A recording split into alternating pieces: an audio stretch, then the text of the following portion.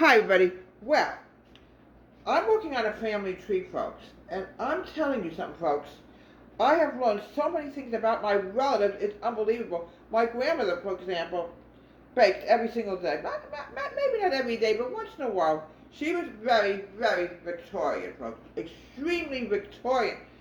We had old-fashioned stuff like this little whisk that I remember we had in those days. She had an old-fashioned cookie jar. For the life of me, I don't know what happened, but I'm working on the tree. I'm trying to find pictures as close as I possibly can get to. Maybe buy one eventually. So what I want to do right now is I want to make old-fashioned brownies that Grandma Elizabeth used to make. She used to use Hershey's cocoa. I know I've done this before, but I'm working on this tree, folks. And this tree is really absolutely fascinating. Hershey's cocoa. Always use Hershey's cocoa. My grandmother swore by it, and I'm not kidding you. I'm going to put in 2 eggs.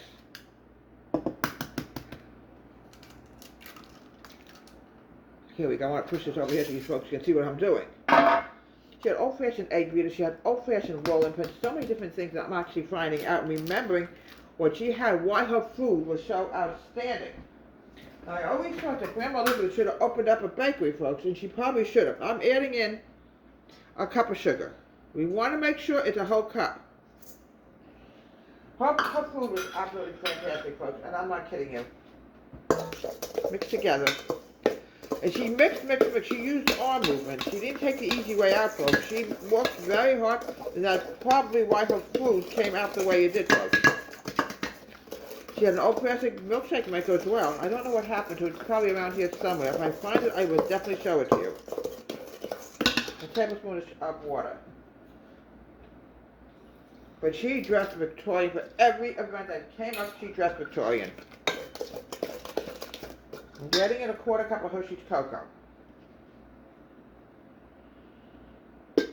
Here we go. Mix this together. You want to keep mixing, folks. You've got to use arm movement, folks, or it's not going to come out. And working on this family tree, I started doing it about 6, 7 years ago, and now I finally am putting pictures in a book. And I'm actually almost tasting the food that was made back in those good old days. I'll find a few more things, so I'm going to definitely grab it. Alright, there is something I need to show you. Okay, give me a minute. I was able to get an old-fashioned rolling pin. Can you see this? Beautiful, beautiful rolling pin. Alright, let's keep mixing.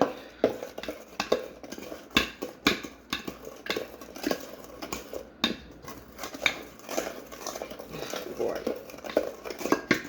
I have 2 more things to add into here, then we're going to bake it. Yeah, I'm just trying to duplicate what my grandmother used to make. Some things are just, you can't actually get to come out 100%, you know that. A whole stick of unsalted butter. Breakstone. Grandma used to store-buy Breakstone, and that's what she used. You always have to make sure you add your sugar in. She had a wooden spoon, folks. Let me see if I can find a wooden spoon. I don't know what happened to them.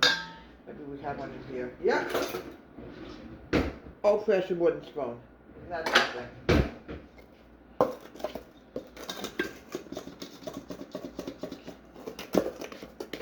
Cup of flour. Make sure it's flour, not extra sugar, which I'm dumb enough to do. Mix together. I got one more thing to add in, then we're going to bake this, and I'm going to see if I can find a few more things I can find from the good old days. She always wore a hat, folks. I can show you this hat right now. She always wore a beautiful hat. And working on this family tree, folks, is a lifelong project, folks. You know that. You don't get done with it. You go on and on and on with it. Starting with my ancestors, my grandparents. I haven't even gotten to my parents yet. I'm finding relatives I didn't even know I had, folks. Here we go. Now a teaspoon of baking powder, and I'm going to pop it into the oven.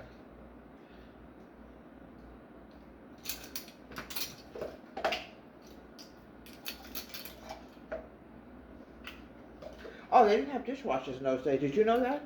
Everything, folks, was hand washed. Did you know that? I'm telling you, they probably come out cleaner when you hand wash them. I don't know why. Now, we're going to fold everything in here. We want to make sure this is perfect. I know I've done this before, but I'm trying to duplicate my grandmother's recipes as well, because I'm working on this family tree. So we're going to be talking a lot about old-fashioned recipes. Here we go.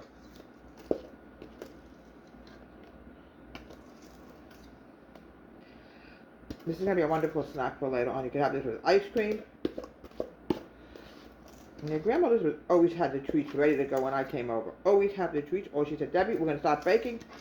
Folks, if it wasn't for her, I don't think I would even know how to bake. I'm telling you this. Now we're going to spread it.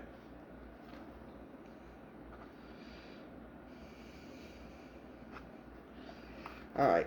Keep spreading it, folks. And when I get done, I'm going to show you some old-fashioned stuff, if I can find it, that is. It's in the house somewhere. I'm very old-fashioned, folks. I'm just letting you know.